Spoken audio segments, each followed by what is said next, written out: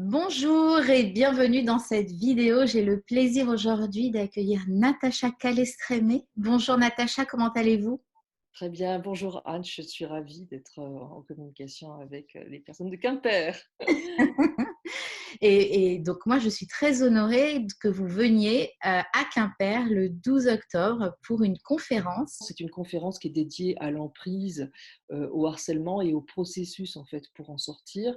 On parle beaucoup de violences physiques et beaucoup moins de violences psychologiques. Or, quand on en parle autour de soi, tout le monde connaît quelqu'un ou est soi-même concerné par cette violence.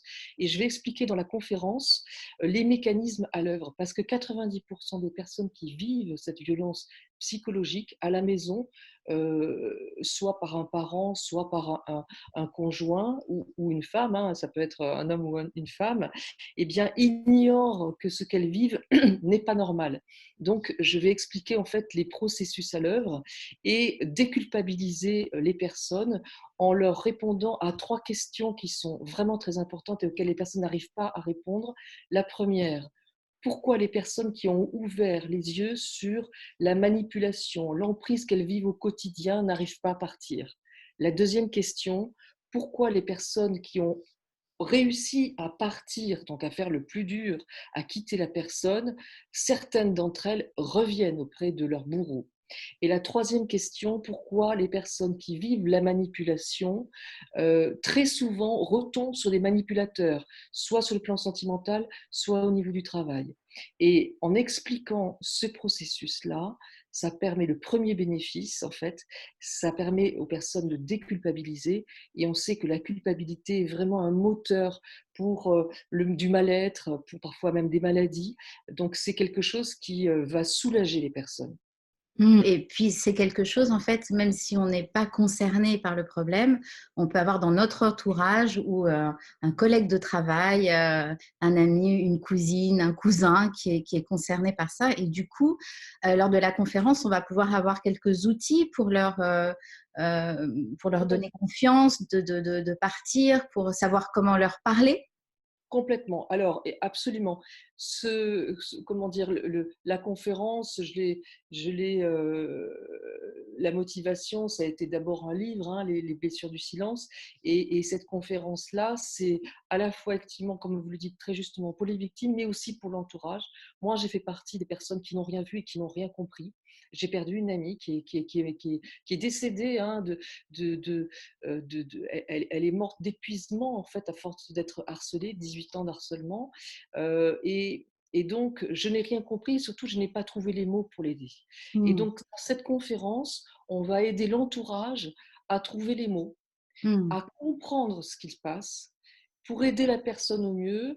Vous verrez, je donnerai aussi des techniques toutes simples du quotidien lorsqu'on se fait harceler au niveau du travail, au niveau d'un conjoint, pour se protéger. Donc voilà, toutes ces techniques-là, je vais les partager, et de telle manière à ce que la personne puisse commencer, entamer un travail de guérison en fait sur elle-même et un travail de libération en fait. OK, très bien. Et donc, les pervers narcissiques, on en parle beaucoup. Parfois, on se dit, ben, on se dispute avec quelqu'un ou il y a quelqu'un dans le milieu professionnel qui est désagréable. Tout de suite, on va mettre ce mot-là. Or, vous allez quand même bien nous aider à faire le distinguo d'une Complètement. personne toxique et d'un pervers narcissique. Tout à fait, parce qu'aujourd'hui, bah, dès que quelqu'un est méchant, il est pervers. Donc, Oui. c'est un mot qui est un peu dévoyé, et on va commencer effectivement la conférence en expliquant les différences, même en répondant à la question toute simple, mais que beaucoup de personnes me posent. Il me dit que je suis pervers narcissique, c'est moi qui le suis. Est-ce que c'est vrai? Donc, je vais répondre aux personnes. Il y a un critère qui permet de savoir si on est pervers narcissique ou pas, et on le saura lors de la conférence. OK, parfait. Suspense. Parfait. Donc, on parle beaucoup dans le couple, hein, d'un conjoint pervers, mais c'est quelque chose qui se passe aussi dans le travail avec son patron ou sa collègue. Complètement, c'est quelque chose, voilà. Et puis même, vous savez quoi? Je vais répondre même aux personnes qui, par exemple, s'étonnent que leur enfant est harcelé à l'école. Ce sont les mêmes processus à l'œuvre et et ça permet de vraiment comprendre, pourquoi, la personne se fait harceler, et comment s'en libérer. Donc ça, c'est très important, à la fois pour les enfants, c'est plus compliqué, et parce qu'ils ne sont pas encore dans une démarche, mais en tout cas, ça permet aux parents de trouver une solution et d'avancer. Donc, que ce soit au travail, que ce soit dans l'enfance, à l'école, ou voilà, ce sont les mêmes processus, le harcèlement, la manipulation perverse ou simplement la manipulation toute simple, si j'ose dire, ce sont les mêmes processus à l'œuvre. Donc, on va aborder ça ensemble. Ok, très bien. On n'a pas beaucoup parlé de vous. Est-ce Oui. que vous pouvez faire une petite présentation succincte de votre parcours et puis nous montrer votre livre qu'on va pouvoir, que vous allez nous dédicacer ce soir-là? Absolument. Alors moi, je suis journaliste, ça fait 25 ans que je fais ce métier. Je suis également réalisatrice de films. J'ai fait 31 films documentaires pour la télévision, France 3, France 5 et M6. Peut-être certains d'entre vous ont vu Les Enquêtes extraordinaires, donc c'est moi qui les ai réalisés avec Stéphane Alix. Et j'ai animé et présenté donc, et réalisé une émission qui s'intitulait Sur les chemins de la santé. Donc moi, mon travail de journaliste, c'est d'analyser les choses de la société, de les comprendre et de les partager. Et en fait, il y a quelques années de ça, une de mes meilleures amies est donc décédée et ben là, je n'ai rien compris. Et donc, j'ai mené 2 ans de recherche journalistique auprès de psychiatres, auprès de psychologues et de psychothérapeutes et même des victimes que je rencontrais, un très, très grand nombre, pour essayer de comprendre les processus à l'œuvre. Et que ce soit le livre, qui est un roman parce que ça permet aux personnes qui comment dire, je le montre, qui ne savent pas ce qu'elles vivent n'est pas normal, voilà, ou lors des conférences, eh bien d'expliquer ce qu'il se passe, comment faire pour se libérer, parce qu'il y a des solutions. Et j'en reçois presque 1 à 2 par jour, des messages via Facebook de personnes qui me disent combien elles avancent, elles ont ouvert les yeux, elles se sont reconstruites, elles se sont libérées, elles ont cessé d'avoir peur, etc., etc.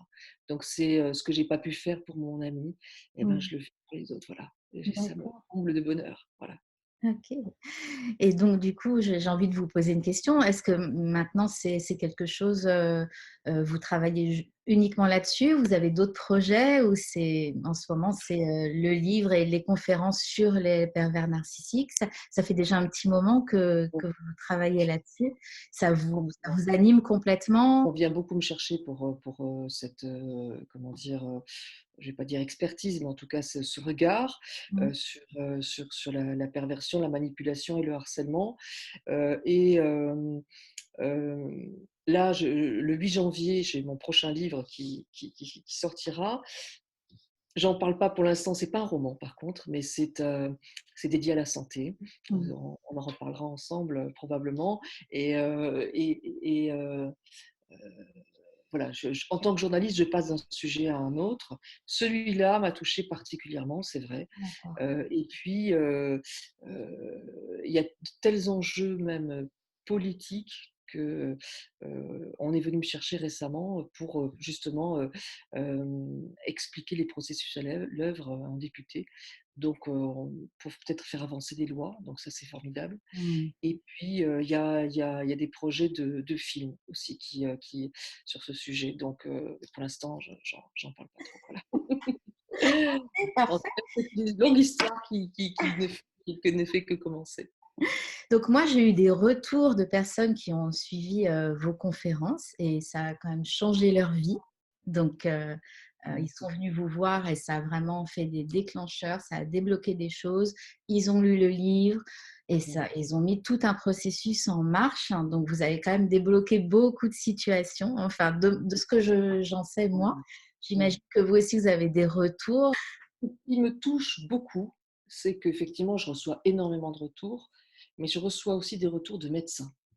Mmh. qui ont l'humilité et la gentillesse, après leur parcours exceptionnel, de santé, de me dire, il y en a un, voilà, un médecin, de Angers qui m'a dit, «J'ai lu votre livre par intérêt comme ça, ne sachant pas ce que j'allais y trouver». On m'en avait parlé, on m'avait dit que l'intrigue était intéressante. Et puis, il y a un protocole dans le livre, voilà, de Libération. Et il me dit: «J'ai su instantanément qu'il fallait que je le fasse». Et il me dit: Je l'ai appris par cœur, un médecin, voilà. Et il me dit: «Au moment où je le fais, hem», il me dit: «J'arrête parce que je trouve ça trop bizarre». Et puis je me couche et ça me travaille. À 1 heure du matin, je me lève et je le fais. Et il me dit: «Et j'ai senti physiquement quelque chose qui se passait dans mon corps». Et il me Waouh. dit: «Depuis, mon point de vue thérapeutique a changé».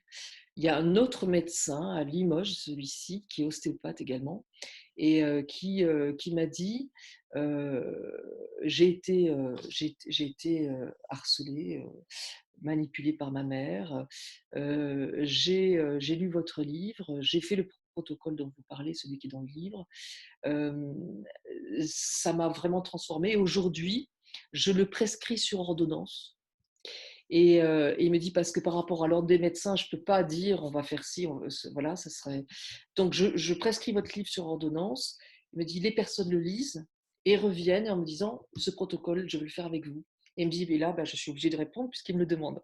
Donc il me dit: «Voilà». Et c'est formidable parce qu'il m'a Ouais. partagé, voilà. Et ça me touche. Voilà, il y a beaucoup d'hypnothérapeutes aussi qui m'ont dit, «Votre protocole, le protocole qui est dans les blessures du silence, je me le suis, approprié, et je l'utilise tous les jours». Alors ça, voilà, ça marche très, très bien. Ah, super, ça m'a donné la chair de poule. Non, ça c'est formidable, voilà. Moi, Ah, c'est chouette, ouais, de mon rêve s'accomplit, que les personnes s'approprient ces techniques et en mmh. fassent bénéficier le plus grand nombre. Bah oui, donc quand mon corps réagit comme ça en vidéo, j'imagine ce que ça va être pendant la conférence. Voilà, ah, je l'espère. Bon et ben, merci beaucoup Natacha et puis, ben, on se Merci. retrouve, très bientôt dans 3 semaines maintenant. Octobre, absolument. Voilà, merci et puis, bah, passez, une très bonne journée et on se dit, au 12 octobre. Absolument. Merci beaucoup, Anne.